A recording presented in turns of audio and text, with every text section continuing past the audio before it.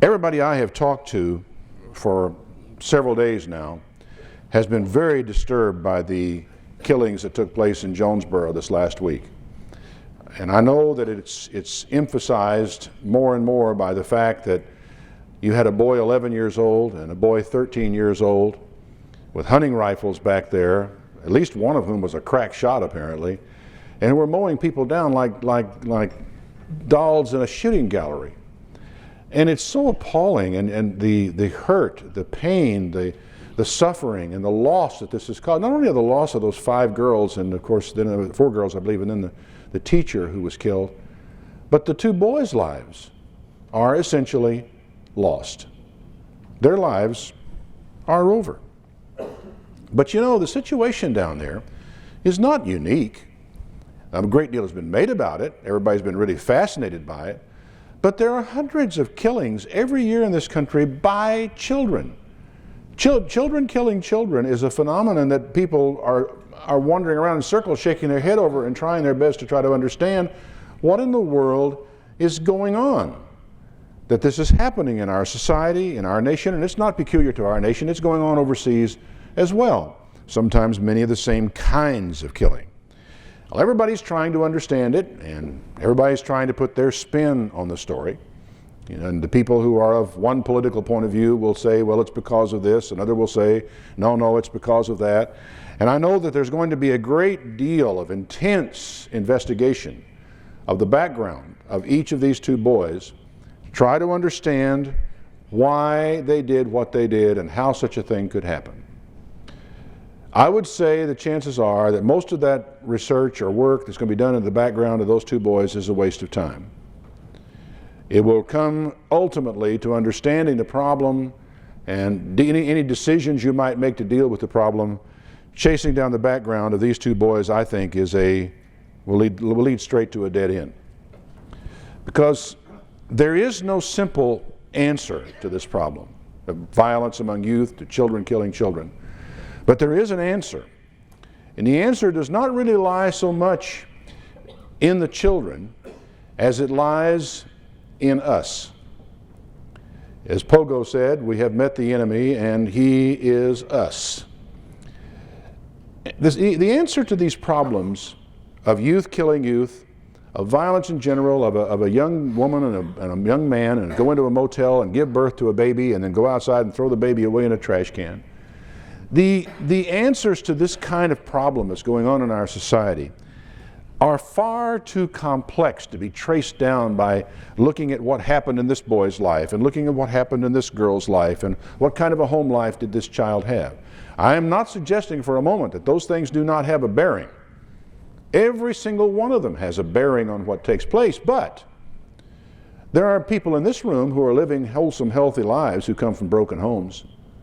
There are people in this room who grew up around guns all the time in their life, had guns in the house and played with guns, looked at guns, cleaned guns, shot guns and everything else, and never killed anybody with them and would never think of killing anybody with them. I mean, I've known guns ever since I was old enough to know anything. And not only would I never think of killing people, I finally got tired of killing deer and quit that because it just didn't seem like something I wanted to do. And so on it goes, you know, but you can, from whatever cause you can find in these children's background that they did this, you will find all kinds of children who had the same thing in their background who did not do that. And that is where your problem comes when you start trying to deal with these things in a sociological manner. Now, as I said, there is an answer. It is not a simple answer, but there is an answer. And my message today is going to be centered on the book of Hosea, an Old Testament prophet in the nation of Israel. Israel as opposed to Judah. I think many of you know that in history there was a time when Israel was one kingdom under David and then under Saul, then David and under Solomon. They were one kingdom. And after the death of Solomon, the kingdom was divided into 2, the kingdom of Judah in the south and the kingdom of Israel in the north, with 10 tribes that went north and created a separate kingdom, and Benjamin, Judah, and Levi that stayed in the south and created the other kingdom. These kingdoms, as they proceeded through time, proceeded in their own way into different kinds of corruption. And God sent prophets in both directions to both of these kingdoms from time to time to address the difficulties, the problems, and the decay that had taken place in these kingdoms.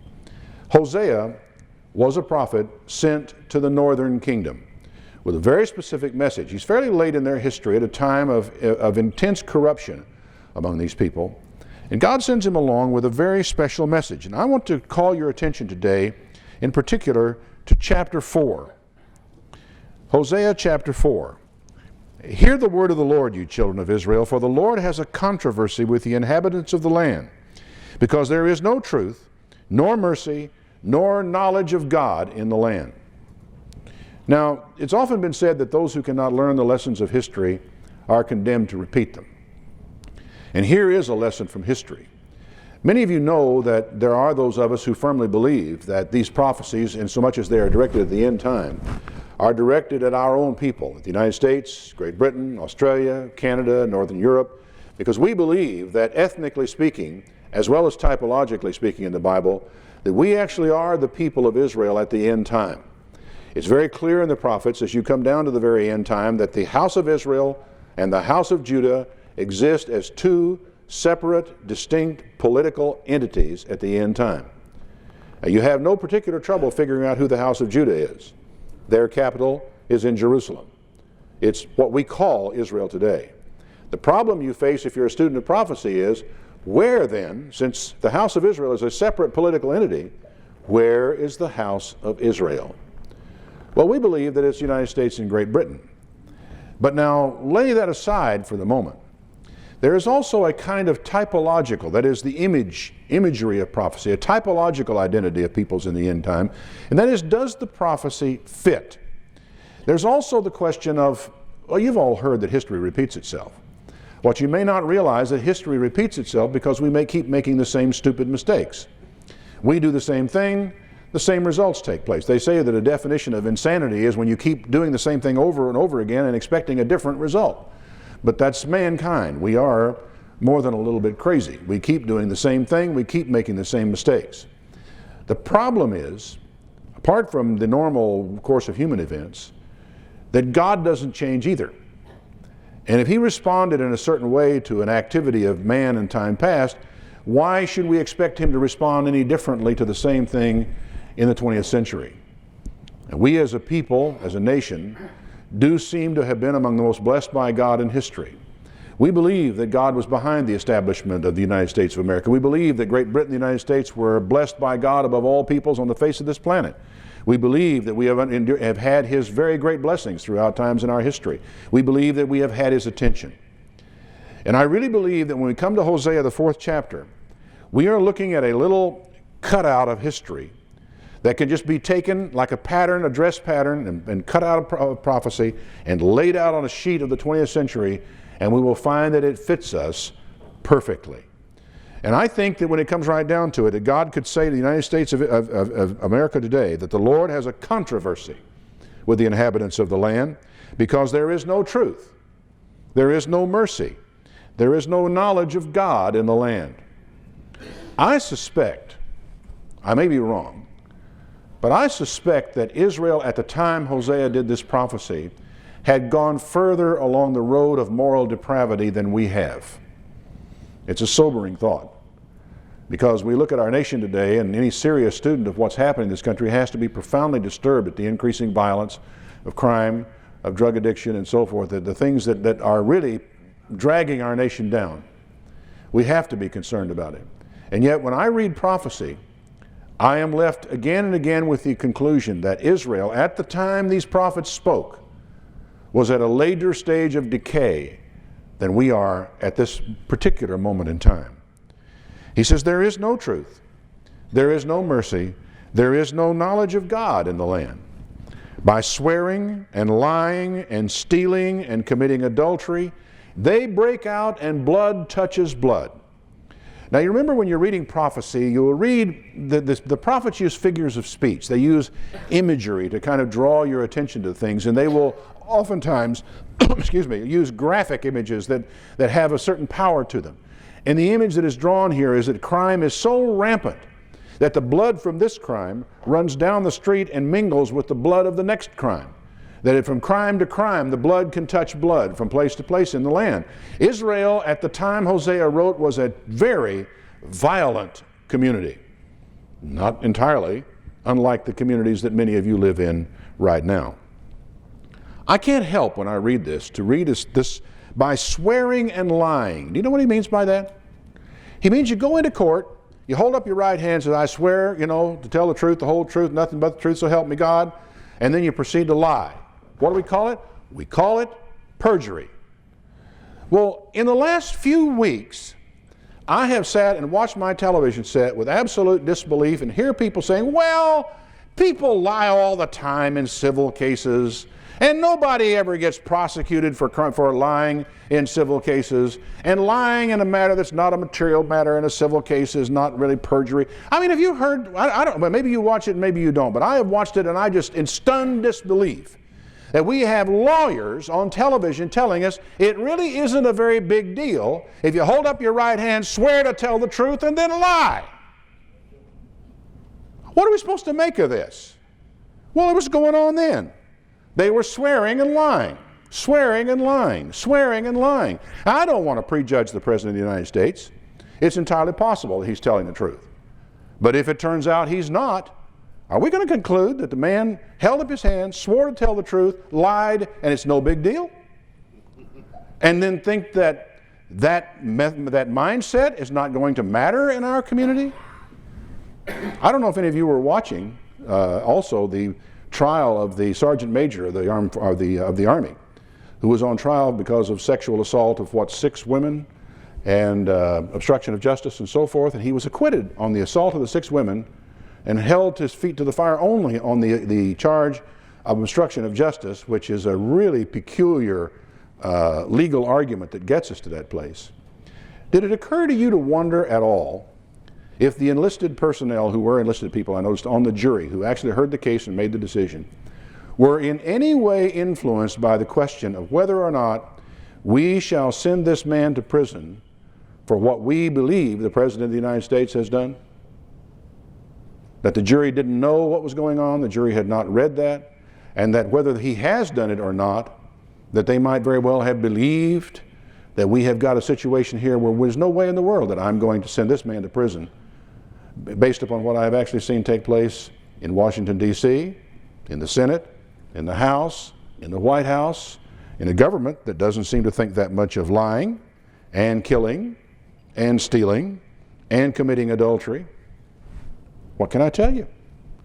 When I look at what I see in politics today at the very highest level, I see a level of moral corruption that is astonishing to me. And then I look at the country in a whole, and I look at the polls.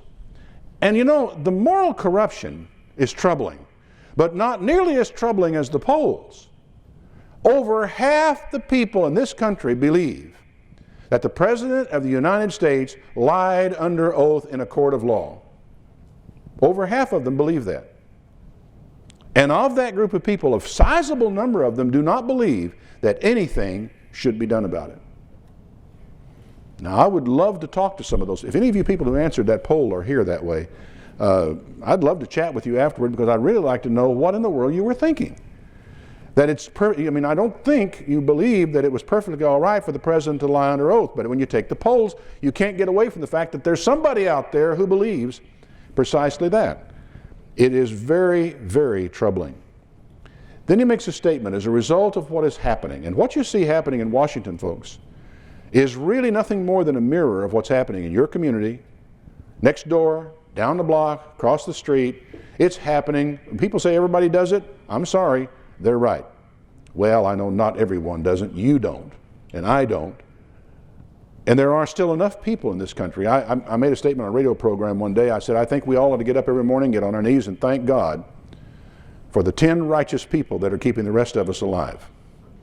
And I was hearkening back to Sodom and Gomorrah. Because there are still enough people in this country who are righteous that the rest of us are still being spared by God. But the situation was not a happy one for us. He then says, therefore shall the land mourn, and everyone that dwells therein shall just waste away. With the beasts of the field, with the fowls of heaven, the fishes of the sea shall be taken away. Now, I want you to break your mind loose for a moment from a literal point of view and realize that what we are getting here is a kind of poetic imagery. And if you will visualize a field, as he says here, that is mourning, that the land itself, the dirt, is mourning, and the plants are wilting away. The beasts of the field have their heads down and are becoming emaciated and starved in their appearance. The fishes of the sea are not even there. You go fishing, there's nothing there to take the bait. It's really a terrible situation, but it's not the land and the beast and the fish he's talking about. That's a poetic imagery. He's talking about us. He's talking about our hearts. He's talking about the way that we ourselves are becoming discouraged and depressed and trodden down in a realization that it's every man for himself, it seems like, in society anymore. He says, Yet let no man strive nor reprove another, for your people are like they that would argue with or strive with the priest. Now let me tell you something first of all about prophets as well. When you see them talking about priests and princes in the Old Testament and prophets, they are really talking about, in modern day, the equivalent of the Senate and the House and the President. Because in those times, that was the civil government. The priests were involved heavily in civil government. You have a dispute with your neighbor over land, you take it to court. The man sitting in court listening to your case will probably be a priest. So we're not talking so much religiously, although the religious overtones are there when he speaks of the priest and prophet. He is also speaking of the civil government of the people at that time. You people are like people that will just argue with your own government, argue with your senator, strive with your congressman. Therefore you shall fall in the day when the prophet shall fall with you in the night, and I will destroy your mother. My people are destroyed for a lack of knowledge. Well, why would that happen? I mean, how could we be destroyed for a lack of knowledge, we who live ourselves in a time of increased knowledge and great knowledge? And why would Israel of old have been lacking in knowledge? Because you have rejected knowledge. I will reject you. It's not that the knowledge isn't there. It's not that you can't have it. I mean, look at the knowledge that's available to us today. Look at all of you here with your Bibles open in front of you. You've got Bibles. You have the knowledge. It's available to you all the time. He says, but you rejected knowledge. I will reject you.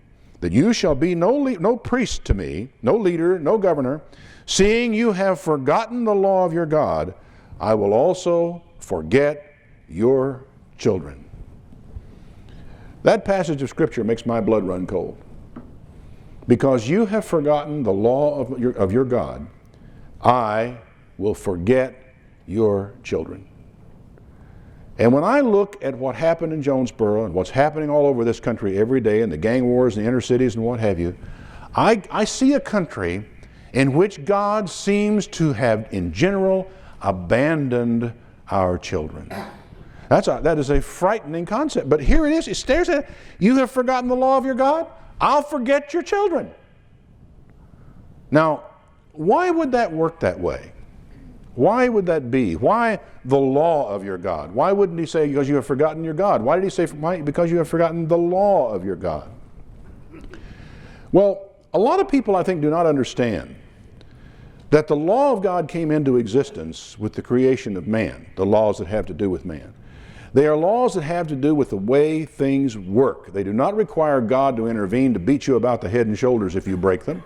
You break the law breaks you. The law has its own penalty. The law has its own impact. And when you begin to forsake the law of God, you are steadily moving away from a knowledge or any foundation for a difference between right and wrong. If you do not accept the law of God, where do you go for a distinction, a description of right and wrong? How can I know? Well, I can talk about what works. I can say, well, society has found over generations that it works better for a man to have one wife at a time and so forth and so on. I can argue that. But on the other hand, I could argue that to a kid I'm trying to teach, and he could then think, though, but he knows all kinds of people who have not gotten married at all and lived with women and lived with multiple women and lived with woman after woman, and their lives seem to be okay. You know, as far as anything I can tell right now, they're all right. And I can argue with him that, well, society has proven over the years it's better to respect personal property and we shouldn't steal from one another. And yet people steal all the time and get rich. Some of the wealthiest people around are people who are thieves and have taken advantage of other people and walked over other people. If you just look at what works in society at large and you look at what we can know about what works, are you sure we're going to see it? And by what authority are you going to teach it to your children? When you abandon the authority of God that comes along with His law and the knowledge of right and wrong and the awareness that God Almighty says this is right and this is wrong, you leave your children without any kind of moral anchor. And the reason why children are responding differently in this world today to what is going on is because some children still have a semblance of an anchor and most do not. Even among those who do not, there are influences that keep them from doing certain kinds of things, and so they don't do them. All children don't kill. All children don't steal. All children, well, I won't say all children don't lie, because I think it's pretty hard for them to get to adulthood without telling a lie somewhere along the line. But there are children who lie, and then there are children who really lie. And we all know the difference between them. We also know that children are born into this world with different personalities and different predilections, and we know they make their own choices as they go along. And we do our best to influence those choices. And all of the forces that are at work on a child to lead and pull and tug in one way or another are, well, it's very hard to put together any kind of an idea of what's the dominant influence, what produced this result, what produced that result, why did this child kill somebody, why did the other child not. It's really hard to sit down and work your way through all of those things. Recently, in the radio program, I've been going through the Sermon on the Mount. You won't hear it for a while yet because we're taping in advance on them. I was really struck as I read through Jesus in the Sermon on the Mount and realized what He was doing there. I think it's probably more sermons have been delivered on the Sermon on the Mount than about anything else that Jesus ever said. And yet, I really wonder somehow how many people who speak on that really understand what was going on. When Jesus said, "Don't think I've come to destroy the law of the prophets. I've not come to destroy them. Till heaven and earth pass, not one jot nor one tittle shall pass from the law, till everything has come to pass and been so forth." He did not come to do away with the law. And then He proceeds in the Sermon on the Mount to begin to teach the law. I have heard people say that Jesus did not come to let down the barrier of the law. He came to raise the barrier higher. He came to make the law more strict than it might have otherwise been. No, that's not really quite what He was doing. The thing that Jesus does in the Sermon on the Mount, and you really need to go back and read it very carefully, if you understand that the violation of the law of God is something that hurts you, and the reason why God said it is wrong is because it hurts you. Let me back up a moment. I had a friend once, a guy on the internet the other day said this. He said, "The way I look at it, sin is vanilla and God hates vanilla." Think about it. The only reason why I wouldn't have vanilla ice cream then is not because it's going to hurt me, not because it's intrinsically bad, because actually it tastes very good. It's only because God doesn't like for me to have that particular thing. And you'd be surprised how many people think of God's law in those terms. But if you're going to draw that analogy, what you're going to have to conclude is sin is a slow killer that tastes like vanilla. And God tells us that sin is a slow killer and tells us to stay away from it, even though we can't see it. It's a very different thing. But back to the Sermon on the Mount and what it is that Jesus is doing there. You will find that Jesus is not trying to set the bar higher. He is trying to set the bar closer. What He is doing is telling you that the harm that you do to yourself by committing sin begins when you contemplate and deal with and begin to participate with the sin in your heart. You have heard it said by them of old time, "You shall not commit adultery." And there is a presumption on many people's part that if I just don't commit adultery, the act, it doesn't matter what else I might do. Think about it. The letter of the law says, "You shall not commit adultery." Well, I haven't broken the letter of the law, therefore I have not sinned. This is one view of the law. But why is adultery a sin? Well, adultery is a sin because it changes you, It changes the person you commit adultery with. It is destructive to society. It's destructive to children. It ruins homes. It is terribly destructive force. Jesus says, "But I say unto you, he that looks upon a woman to lust after her in his heart has committed adultery with her already in his heart." The harm to him has already been done. That's not to say that it doesn't make any difference if he goes on, because there is more harm to be done. But what Jesus is saying is, you start tearing yourself down long before you break the letter of the law. He didn't set the bar higher, he set it closer. You can't just go running right up to that and expect not to get into trouble. Can a man take fire into his bosom and not be burned, as the scripture says? You're going to play around with this, and sooner or later, it's going to destroy you.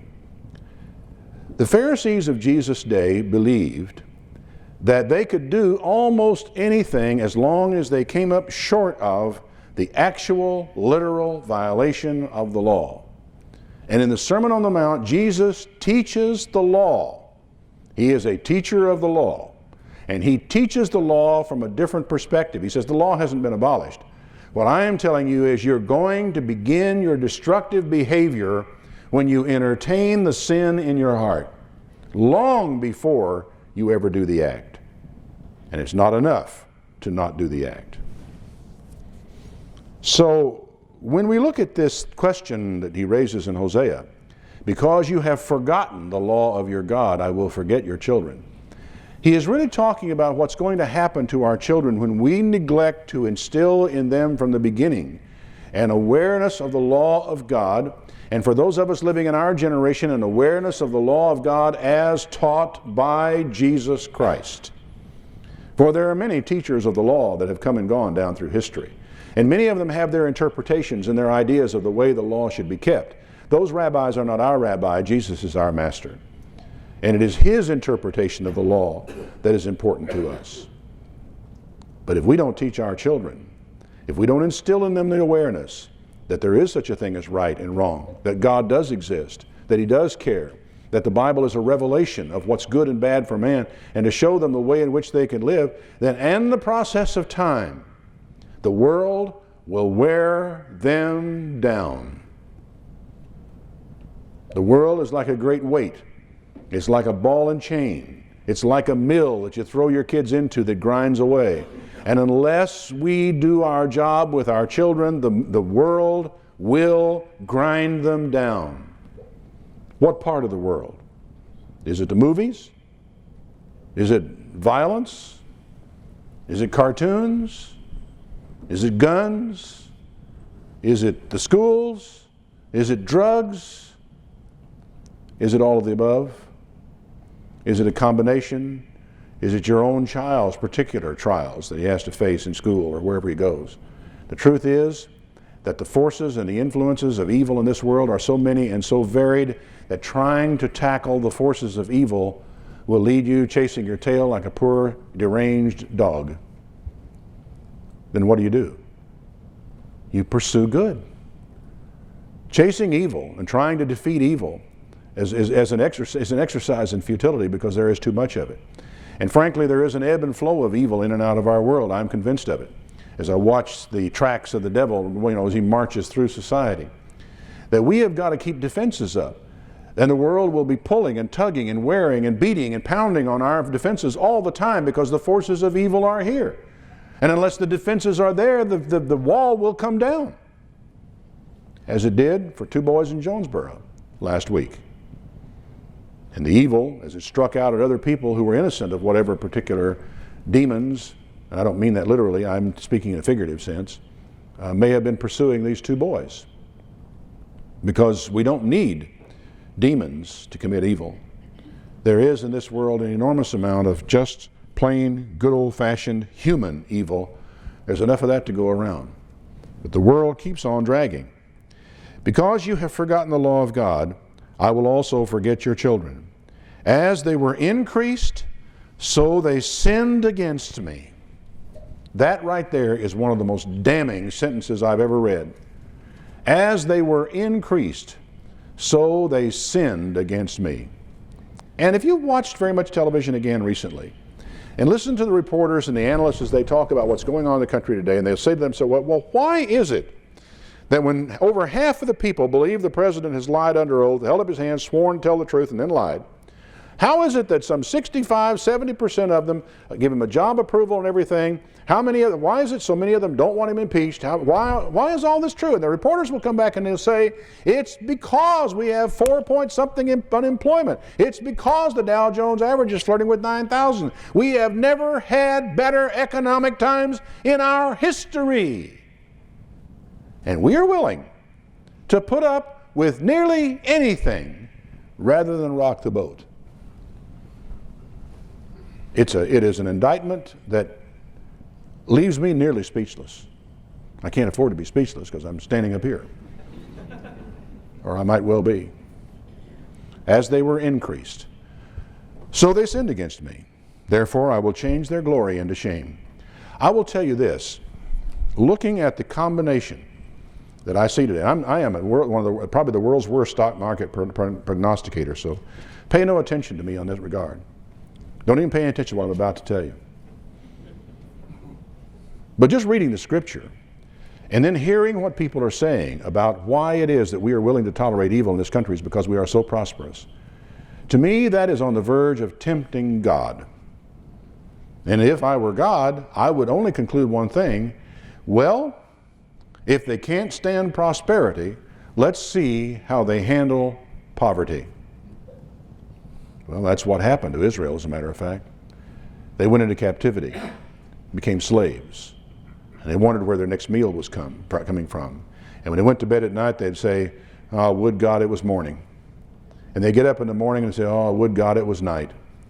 And the bed was too short to get comfortable in, and it was too narrow for them to be able to sleep, and they were miserable and poor, wretched people because they did not serve God with joy of heart for the abundance of all things. But I don't think it takes a prophet to figure out that prosperity is dangerous. That whenever things are going too well for us, we tend to assume it's because we're getting everything right, never realize that maybe we've just been lucky. They eat up the sin of my people. They set their heart on their iniquity, and there shall be like people like priests. And I will punish them for their ways and reward them for their doings, for they shall eat and not have enough. They'll commit whoredom and not increase, because they have left off to take heed to the Lord. They just quit listening to me. And as a people, we have quit listening to God. The schools, from all I can tell, are basically prohibited from talking about God. You can't pray, and almost as though you can't even pretend to pray. You can't have a moment of silence in which people might pray, not officially. I gather the children now are the ones that are bringing prayer into schools. And some of those who brought it into school in Kentucky got themselves shot to doll rags because they did bring it in. Whoredom and wine and new wine take away the heart. Whoredom and wine and new wine. And when you consider the incredible whoredom that exists, and you think in terms of, has that whoredom touched the highest leadership in the land? Then you couple this with a statement, whoredom and wine and new wine take away the heart. What does that mean? It means it takes away their understanding. It takes away their judgment. It takes a sharp knife and just cuts the core right out of their value system. And when the value system is gone, you don't have a basis for making sensible, sound, intelligent judgments. I won't go to Isaiah today, but one of the things in the early chapters of Isaiah that's so striking to me is the fact that it makes that sharp connection between adultery, sin, and in particular lying, and a loss of judgment. You just keep on lying, and pretty soon you don't know what the truth is. And when you don't know what the truth is, your judgment isn't worth a pile of dung. That's why it scares me to death to see lying at the highest levels of government in our country. And I'm not talking right this minute about things we don't know. I'm talking about things we know. Now, I make it a habit every Sunday morning of watching Meet the Press, This Week with David Brinkley, and any of the other programs that I can catch where they actually bring members of the government on camera, put the camera on their face where you can see their eyes, and they try to ask them the hard questions that that we the people would like to have answers to. And it really disturbs me. Something about this disturbs me terribly. That out of all the elected officials and the higher the elected official, the more this is true, the less likely you are to get a straight answer out of any of them. If the person comes from the White House, you ask him the hard question, he will give you the canned answer. The word is spin. You ask him another hard question, ask the same question from a different angle, he will give you another canned answer. There are one or two politicians up there who will go on those weekend shows and will give you a yes or a no when you ask him a question. Right now, the only one that comes to mind that you can ask him one of those hard questions and he will say yes is Daniel Patrick Moynihan, Democratic senator from New York. I've heard him do it he'll say yes or he'll say no. And he seems to be a fairly truthful man. One of the things that nearly got Ross Perot elected when he ran for president, that really got him some support from a lot of people, is that they thought he was telling the truth. They thought he was being level. He thought he was leveling. There's no spin here. Yes, no, none of these maybe, not fooling around. This is what we're going to do. But in the end, we lost confidence even in Ross Perot because he began to squirm on us a little bit. He began to twist. And when I see that again and again from leaders of the Senate, all the way from Trent Lott, the leader in the Senate this last weekend, over a relatively minor issue of whether you're going to call something a tax or an income stream, and he just squirms around that question instead of just saying, oh sure, it's a tax, but we got to have some taxes, folks. Instead of just leveling with us, he's so afraid of the headlines on Monday morning. They'll show up in the paper, Trent Lott says we'll have a tax increase. He is so afraid of that he will spin the thing around to where you have really not entirely sure what he's saying or what he believes. Democrats, Republicans, the president, the Congress. You know, I don't know about you folks, but I am so thirsty for a politician that will just tell me the truth. I would vote for him if I didn't agree with his policies. Because if I didn't agree with his policies, I would know the man is at least honest enough that if I ask him a question, I can get a straight answer out of him. I know he's at least honest enough that if he sees his policy is bad, he'll change it. But to vote for a man who will tell me what I want to hear in order to get elected, forget it. You know, you might as well, when you go out to build a brand new house, and you get these people who are going to give you a cost plus contract, and you ask them, what's the house going to cost to build? And they come back and this guy says, well, it's going to cost you $75,000. Another builder comes back and says it's going to cost you $85,000. Another one comes back and says it's going to cost $75,000. Now, which of you people on a cost plus, he's going to actually build, this is not what he's going to build, this is not a turnkey job. He's actually going to charge you what the house costs plus his percentage, all three of them, right? I wonder how many of you, don't put your hands up because I'm going to tell you something about yourself. That if you're the kind of person who will go with the cheapest of those builders on that, you are a fool. Because all he's doing is telling you what you want to hear. The chances are it will cost more than the most expensive of the three that you hear. They lie to you to get your business. If you're going to build a house, don't you want a builder that'll tell you the truth? That may be an oxymoron, I don't know. But nevertheless, that's what you would like to have happen. No, I honestly believe there are builders out there like that. I believe there are builders who will tell you the truth. But it's really, you know, when you get that kind of thing going on at the highest level of the government, where they will tell you that they believe in this policy when they don't, and they get elected, and then they go back to what they really believe, well, you'd have been better off voting for some guy who told you up front what he really believed, even though you didn't agree with it. The lying, and not to mention the adultery, because the stuff is all of a piece that exists at the highest levels in our country now, is becoming very disturbing. It is becoming disturbing for a couple of reasons. One is, of course, that we understand that the men who are doing this are wrong and they're sinning and these are mistakes that they're making. But there's a heavier reason. You know, a personal sin that you or I commit, that's between us and God. That's what we got to live with that.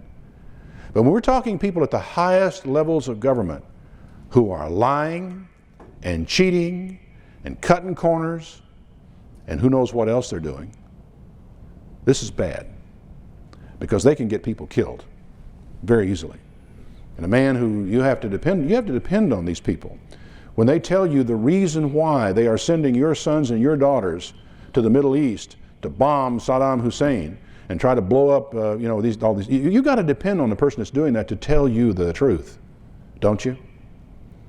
And if he'll lie to you about one thing, what makes you think he wouldn't lie to you about another? You see, the culture of our country has become a culture of lies, to the extent that people, you can tell what they think because of what they put in these opinion polls. I know you don't believe that. I know you don't feel that way. What I'm telling you, though, is that you are living in a culture of lies. And in a culture of lies, to go looking for answers to single-shot problems of killers among teenage kids is a dead-end street. You can't depend on who tells you anything anyway in a culture of lies. No, I'm afraid the solution to the problem in this country goes a lot deeper than that. He said, my people ask counsel of their stocks, and their staff declares unto them, for the spirit of whoredoms causes them to err, and they have gone a-whoring from under their God. They sacrifice on the tops of mountains.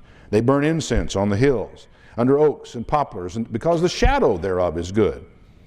Therefore, now this is interesting, because they have gone to the other religions of that time, and the other religions of that time, folks, were rather different from the Baptist, Methodist, Presbyterians, and so forth of our day. They're rather different from that. These were people who would burn their own children alive in a fire to their God. These were people who had temple prostitutes, where as a part of the religious act, you went in there, paid your money, and had sex with a temple prostitute. These were rather different religions that he's talking about here at this time. He says, because you have gone to these, your daughters shall commit whoredom, your spouses will commit adultery. And then he says something that is really astonishing. I want you to think about this. I will not punish your daughters when they commit whoredom, nor your spouses when they commit adultery.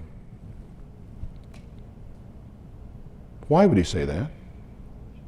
I won't punish them. Well, there's something you need to know. That what happens when you sin, there are three really serious things that can happen. One is consequences, and the other is punishment, and the other is destruction. Punishment, by and large, when God actually takes in hand a rod to punish, this is chastisement. And the object of chastisement is what? Modified behavior, right? When you punish, you're wanting to chastise somebody to turn them around. What God has said, I'm not going to chastise your daughters when they commit whoredom. I'm going to let them go. Because you people don't pay any attention to me anymore. You don't want to know what I've got to say anymore. You won't listen. But this is what's going to happen. Because of the fact that you have forgotten the law of your God, I'll forget your children. And I'm not going to come down here and chastise them. I'm not going to reach down into the corruption and try to pull them out. I'm not going to make them turn their life around. I'm not going to rescue them for you. Why is he not going to do that? Well, because you yourselves are separated with whores, and you sacrifice with harlots. Therefore the people that do not understand shall fall. It's serious business. You know, when you look back on Israel in this century, you realize that they were a people who had really turned away from God, and the whole society had become rotten. You know, it was something that if you just grab hold of it real tight, it starts collapsing in among your fingers, and dust starts flowing up because there is no real heart in it anymore. And we are headed in precisely the same direction. And God says it can come to the place where I'm going to forget your children, when your daughters will commit whoredom, and I'm not going to go try to get them and bring them back. Why should I do that? Because you're committing whoredom yourself. You see, you've got to have some examples somewhere. Somebody's got to stand up. Somebody's got to do what's right. Somewhere in the leadership, you've got to have some role models. He then says, though you, Israel, play the harlot, let not Judah offend. Don't come you to Gilgal. Don't go up to Beth-aven and swear the Lord lives. Don't go to these houses you built up, these churches, and swear, oh yes, the Lord lives, while you're lying, while you're swearing. Their drink is sour. They have committed whoredom continually. The rulers with shame do love the bribe. The wind has bound her up in her wings, and they shall be ashamed because of their sacrifices. There's a lot more. But suffice it to say this, that when you look at these poor children who are now locked in jail cells, one of them crying for his mother. And you look at the families who are crying for their children, and the children who are crying for their mother, who was shot by these boys. You start looking around trying to find some place to blame. You have to go back to the old saying again, we have met the enemy, and he is us. That the problem is not the kids, or their parents, or their grandparents. The problem is not this thing or that thing. The problem is that as a people, we have long since begun to forget our God and to turn away from our God. Now, I believe something about prophecy that I really didn't understand, I put it this way, several years ago. I believe that prophecies like this are given to us for us to look and to fear and to change. I believe that most of the prophecies you read in the Bible and most of the admonitions that come upon us even to this day are given to us. God tells us the future so that we can change the future, so that we can repent, so that we can save ourselves, or perhaps so that we can save our children. Because one of the things that we may not be able, I know we may not be able to save our society. I know we may not be able to head off the impending destruction that's coming our way. But I honestly do believe there's a great deal that we can do to save our children, our families, and ourselves. And I believe that we will be viewed as colossal failures in God's eyes if we don't do what we can. The message of the prophet is I look at what's happened. There has been a complete loss, I think, in our society of the basis for right and wrong. And this is not lost on our children. I think they understand it as well. And I ask, where are they to go for an authoritative revelation of what is right and what is wrong? To the government? To the schools? As for where the schools are concerned, well, there is no God. There basically leaves home and church as the only places where these kids are going to be able to be told the things they need. And you know, I honestly think that one of the primary missions of a church, if you as a local church are having trouble figuring out what you are all about, I really feel that one of the primary missions of a church is children. And what we can do to save children, what we can do to nurture them, to bring them up in the admonition of God and of the Lord, I think that this is a very important part of what we are supposed to do. The job nowadays is so tough that a lot of parents cannot handle it by themselves. They need help. And there are a lot of women in this church who have children and no man in that child's life. That's where the church comes in. That's where brothers in the faith come in. That's where fathers of other children come in. Because there is a lot that we can do about our children, about the children of our neighbors. But before we can do it, we have to care. And we have to also believe that what we do makes a difference.